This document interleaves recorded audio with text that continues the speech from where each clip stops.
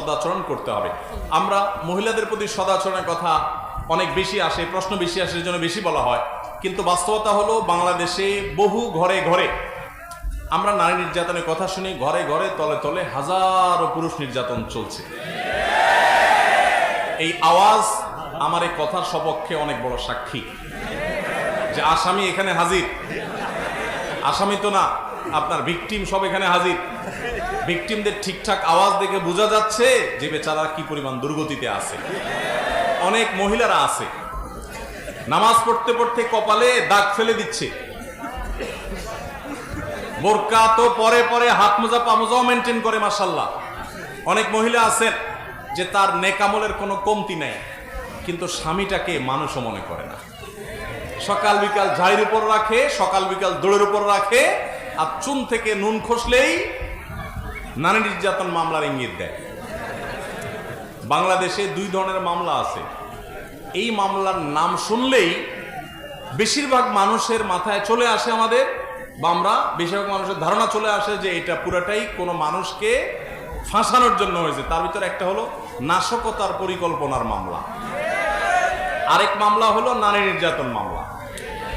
যে ফাঁসানোর জন্য এই মিথ্যা মামলাগুলো আমরা করি, যারা করি কিয়ামতের ময়দানের জন্য অপেক্ষা করি। আল্লাহ তাআলা আমাদেরকে বুঝার তৌফিক দান করুন। তাহলে মনে রাখবো যে স্বামী স্ত্রী উভয়ের হক আদায় করতে হবে, কেউ কারোর প্রতি জুলুম করতে পারবেন না। মহিলারা তারা অনেক সময় দেখা যায় স্বামীর প্রতি বেয়াদবি করেন, স্বামীকে পাত্তা দেন না, কোনো কথা শোনেন না। আল্লাহ এবং তার রাসূল সাল্লাল্লাহু আলাইহি সাল্লামের পর আপনার অভিভাবক, আপনার স্বামী, লোকটা যদি একটু বোকাও হয়, লোকটা যদি একটু বেকুব কিসিমেরও হয়, আপনার চাইতে 1 ইঞ্চি কমও বুঝে, আল্লাহ তাকে আপনার অভিভাবক করেছেন।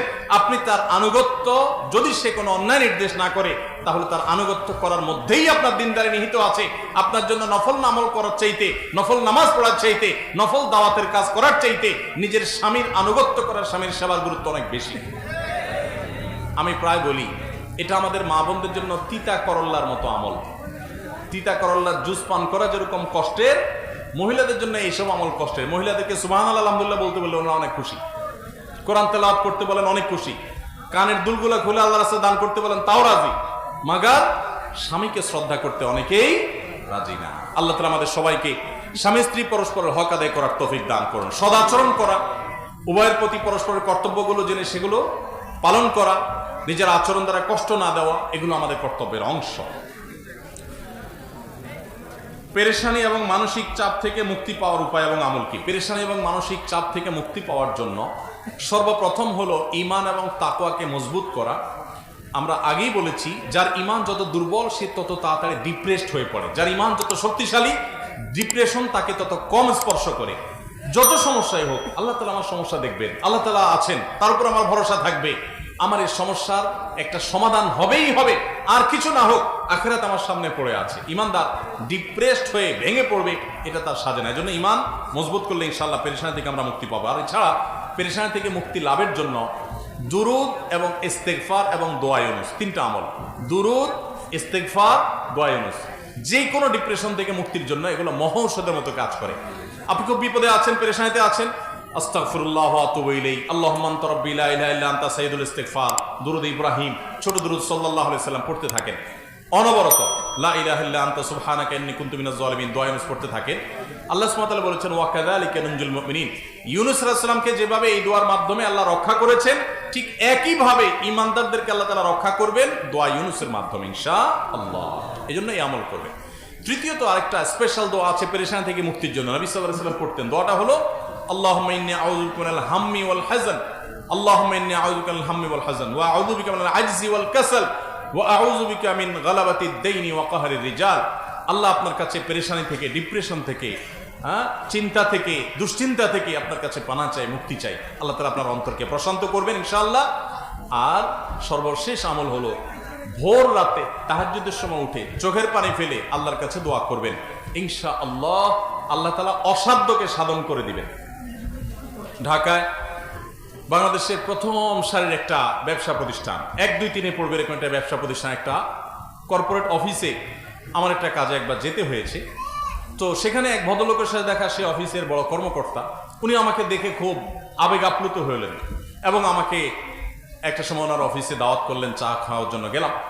প্রসঙ্গত উনি বললেন যে ভাই, আমার জীবনে আপনার একটা কথার প্রভাবে আমার পুরো জীবনটাকে পরিবর্তন করছে। আমার একটা আগ্রহ তৈরি হলো, কি এমন কথা যে একটা লোকের জীবনটাকে চেঞ্জ করে দিছে, বলেন ভাই।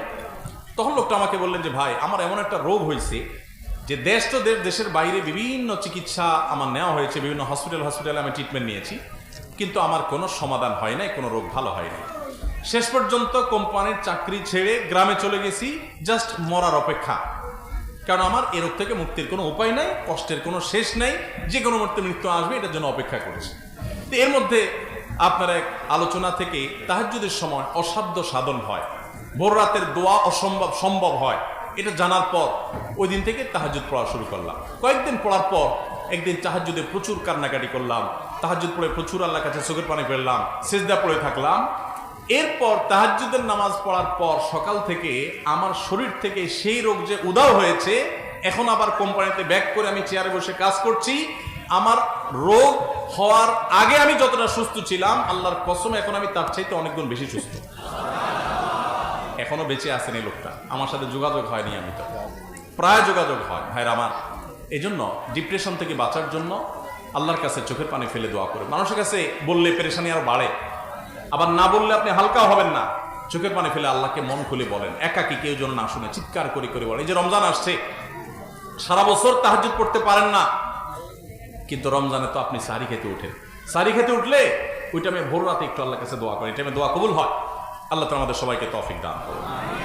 বিভিন্ন সময় আমাদের কিছু জিনিসে পা লাগলে আমরা হাত দিয়ে ছুঁয়ে, বুকে ও মাথায় ছুঁয়ে সালাম করি, এটা কতটুকু যুক্তিসঙ্গত? এটা কি ঠিক?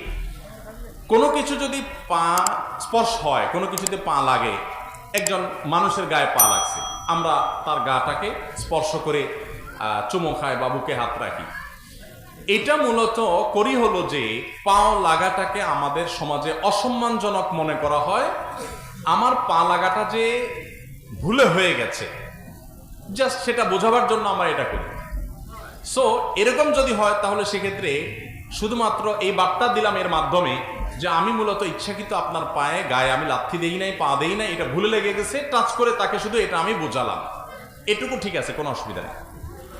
কারণ প্রত্যেক অঞ্চলের মানুষের ভাষা, তাদের আচরণ, তাদের মনের ভাব ব্যক্ত করার পদ্ধতি ভিন্ন ভিন্ন হতে পারে, এবং এভাবে আমরা আমাদের জাস্ট মনের ভাবটাকে ব্যক্ত করছি, এখানে কোনো অন্যায় হচ্ছে না। শুধুমাত্র বলছি সরি বা দুঃখিত বা আমি ইচ্ছাকৃত মানি না, এই কথাটাকে আমরা একটা আচরণ দিয়ে বোঝালাম, কোনো অসুবিধা নেই।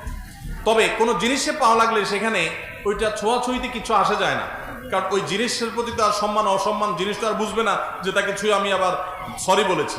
অতএব জিনিস পাও লেগে গেছে, যদি এই জিনিসটা পাওয়া লাগার মতো জিনিস না হয়, খাদ্য, সেখানে পা লেগে গেছে, তাহলে সেক্ষেত্রে আমার সতর্ক হতে হবে পরবর্তী জনের জন্য এটা না হয়।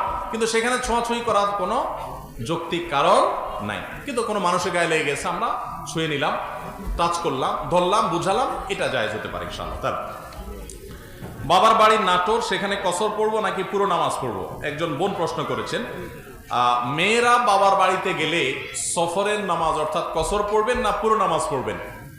এর উত্তর হলো যে মেয়েরা বিয়ের পর স্বামীর সংসারে যখন চলে আসে, তাদের স্থায়ী ঠিকানা হয় বাবার বাড়ি, তখন তারা সেখানে গেস্ট এবং মেহমান হিসাবে যান, বিদায় সেখানে তিনি কসর নামাজ পড়বেন। কিন্তু যদি কোনো মেয়ের বাবার বাড়িতে থাকার ব্যবস্থা থাকে, স্বামী সন্তান নিয়ে তিনি সেখানেও মাঝে মধ্যে থাকেন, তাহলে সেক্ষেত্রে সেটা তার একটা হোম, সেকেন্ড হোমের মতো হবে, সেটা তার আরেকটা বাড়ির মতো হবে, সেখানে তিনি পুরো নামাজ পড়বেন। বাট ম্যাক্সিমাম মেয়েদের এই ব্যবস্থা নাই। বাবার বাড়িতে গেলে জাস্ট একটা কক্ষ তাকে দেওয়া হয়, তিনি থাকেন, বেড়ায় আবার চলে আসেন। এরকম যদি হয় তাহলে তিনি বাবার বাড়িতে কসরের নামাজ পড়বেন, যদি সেটা সফরের দূরত্ব হয়। আর যদি কাছাকাছি হয় তাহলে তার কসরের কষ্ট নেই। অজু অবস্থা বা নামাজের মাঝে বাচ্চাদের টয়লেট ক্লিন করার প্রয়োজন হলে আবার কি অজু করতে হবে, নাকি আগের অজুতেই নামাজ পড়া যাবে? বাচ্চার বয়স 21 মাস, মেয়ে বাচ্চা, ছেলে বাচ্চা হোক আর মেয়ে বাচ্চা হোক, বড় হোক আর ছোট হোক, বাচ্চাদের পেশাব পায়খানা করেছে, তাদের প্যান্ট, তাদের প্যাম্পাস ইত্যাদি আপনি পরিষ্কার করেছেন, এগুলো পরিষ্কার করার কারণে আপনার অজু নষ্ট হবে না। তবে যদি হাতে ময়লা লাগে, যে জায়গায় ময়লা লেগেছে ওই জায়গাটা ধুয়ে ফেলবেন, বাস এটুকু যথেষ্ট, আর নতুন কিছু আপনাকে করতে হবে না। আমার 2021 সালে করোনা হয়েছিল, আমি 8-10 দিন আইসিইউতে ছিলাম, আল্লাহ আমাকে বাঁচিয়ে রেখেছেন, পুরোটাই আল্লাহর ইচ্ছা। তারপর থেকে আমার একটার পর একটা অসুখ লেগেই থাকে, আমি একদমই সুস্থ থাকতে পারি না। এখন আমার কিছু মনে থাকে না, বেশি সময় ধরে কোরআন শরীফ ওজিফা বই পড়তে পারি না। আপনি আমার পরিবার ও সন্তানের জন্য খাস দিলে দোয়া করবেন, আমার জন্য দোয়া করবেন। আমাকে এমন একটা আমল লিখে দিবেন যেন আমি মারা গিয়ে আল্লাহর সামনে মুখ দেখাতে পারি। সব শেষে আমার ছোট মেয়ের জন্য দোয়া করবেন। আল্লাহ তাআলা আপনার প্রতি রহম করুক এবং আপনার মেয়ে এবং পরিবারের প্রতি রহম করুক। সেই সাথে আপনার জন্য যে আমলের কথা বলবো সেটা হলো কোনো গুনাহে লিপ্ত হবেন না। আল্লাহ তাআলা আইসিইউ থেকে আপনাকে ফিরিয়ে এনেছেন। করোনার সময় আমারও করোনা হয়েছে, আমি হসপিটালে ভর্তি ছিলাম। সেখানে কত মানুষ অসহায় হয়ে গেছে আমরা দেখেছি। আমার এক পরিচিত বন্ধু ঢাকা মেডিকেল কলেজের ডাক্তার, তিনি বলেছেন যে এক লোক আমার রোগী হয়ে করোনার সময় এসছে, তার প্রথম করোনা পজিটিভ হওয়ার পরে সে কোনো পাত্তাই দিচ্ছে না এবং কোনো সাইড দিচ্ছে না। বলে যে আমি খুব স্ট্রং মানুষ, খুব ফিট মানুষ, আমি অনেক এক্সারসাইজ করি, আর কিছুই হবে না। বলে যে 2-4-5 দিন যাওয়ার পর আস্তে আস্তে আস্তে আস্তে যখন সে উইক হয়ে আসছে, একটা পর্যায়ে আইসিইউতে চলে গেছে, তখন সে একদম আইসিইউ যাওয়ার আগ মুহূর্তে সে একেবারে সুইর মতো সোজা হয়ে গেছে। তার সব বাহাদুরি শেষ পর্যন্ত লোকটা বেঁচে ছিল। এবং ওই ডাক্তার সাহেব আমাকে বলেন যে যতবার দেখা হয় তার সাথে আমি জিজ্ঞেস করি কি খবর আপনার বাহাদুরির, তো বলে যে মাথাটা তার নিচু হয়ে যায়। আল্লাহ সুবহানাহু ওয়া তাআলা মানুষকে এক মুহূর্তেরও প্রয়োজন হয় না আল্লাহ তাআলা মানুষকে সোজা করার জন্য, দুর্বল করার জন্য। তো এরকম কঠিন সময় থেকে আল্লাহ ফিরিয়ে এনেছেন, সেজন্য আল্লাহ শুকরিয়া আদায় করবেন আর সকল গুনাহ থেকে, হারাম থেকে বেঁচে থাকবেন। আগের গুনাহগুলোর জন্য তওবা ইস্তেগফার করতে থাকবেন, বেশি বেশি চোখের পানি ফেলতে থাকবেন। এটা ইনশাআল্লাহ সবচেয়ে গুরুত্বপূর্ণ আমল। আমার আব্বু 18 সাল থেকে হজে যাব করে যায় না, বলে ছেলেদের পড়ালেখা এত খরচ, তাদের মানুষ করে নেই, ইনশাআল্লাহ যাব। তার সত্যি খরচ অনেক, অথচ কিছু সম্পদ বিক্রি করলেই যেতে পারে। আমাদের অর্থনৈতিক অবস্থা আলহামদুলিল্লাহ ভালো, তাকে নসিহত করব কিছু বলুন। দেখুন, প্রথম কথা হলো যে মাশাআল্লাহ এটা ভালো কথা যে ছেলে বাপরে নসিহত করার জন্য চিঠি লিখেছে, এটা তো অনেক আনন্দের বিষয়। আমাদের ঘরে যে এরকম ছেলে আছে যে বাবার সংশোধন চায়, এটা তো আনন্দের বিষয় আলহামদুলিল্লাহ। দেখুন, যদি সম্পদ বিক্রি করে হজে যাওয়ার প্রশ্ন আসে, তাহলে আমরা বলবো মানুষ যে সম্পদের উপরে নির্ভরশীল, ধরেন একটা বাড়ির ভাড়া পেয়ে আপনার সংসার চলে, দোকানে ভাড়া পেয়ে আপনার সংসার চলে, জমির চাষাবাদ দিয়ে আপনার সংসার চলে, তো ওইটা বিক্রি করে শরীয়ত আপনাকে হজ করতে বলে না। কিন্তু যেটার উপর আপনি নির্ভরশীল না, যেটা আপনার অতিরিক্ত প্রয়োজনে, সেটা বিক্রি করেও আপনাকে হজ করতে হবে। আর ছেলে মেয়ের খরচের জন্য, অন্যান্য খরচের জন্য আপনি লক্ষ টাকা খরচ করতে পারেন মাসে, কিন্তু হজের জন্য আপনি টাকা জমাতে পারেন না, এটা অবশ্যই দুর্ভাগ্যের ব্যাপার। আমাদের কাছে দুনিয়া প্রাধান্য পেয়ে যাওয়ার কারণে এই দুরবস্থা হয়। যারা আখিরাতের প্রতি ঈমান আনে তাদের কাছে আখিরাতটাই অনেক বড় থাকে, পাশাপাশি তারা দুনিয়াকে চালিয়ে যায়।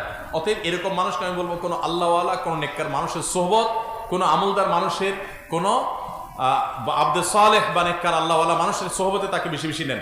ইনশাআল্লাহ আশা করা যায় তার ভিতরে দুনিয়ামুখিতা কমবে এবং দিনদার